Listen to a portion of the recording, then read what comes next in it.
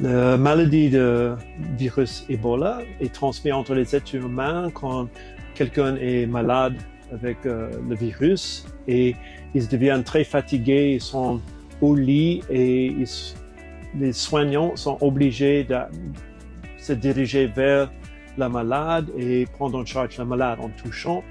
Et quand on touche la malade, on a le virus sur la main et on touche les yeux, on touche la bouche et la maladie est attrapée comme ça.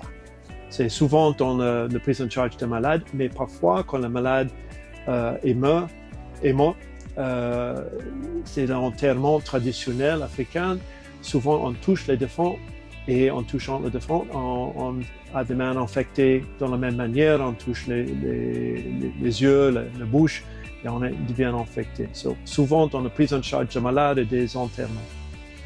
Comme la prise en charge de malades non protégés, c'est une des moyens principaux d'être infecté.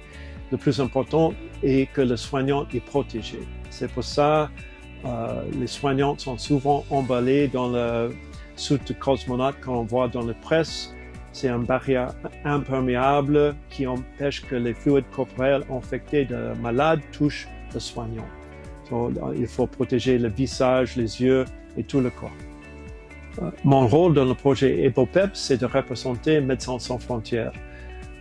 Nous sommes une organisation médicale humanitaire avec une grande expérience dans la prise en charge des épidémies de maladies virus Ebola. Et c'est très important pour nous que le projet EBOPEP c'est un grand réussite. Le projet EBOPEP est important parce que maintenant, les médicaments efficaces ne sont pas disponibles pour les contacts des malades, la famille, les soignants. Et on veut que les médicaments soient disponibles pour empêcher qu'ils deviennent malades en soignant leurs proches.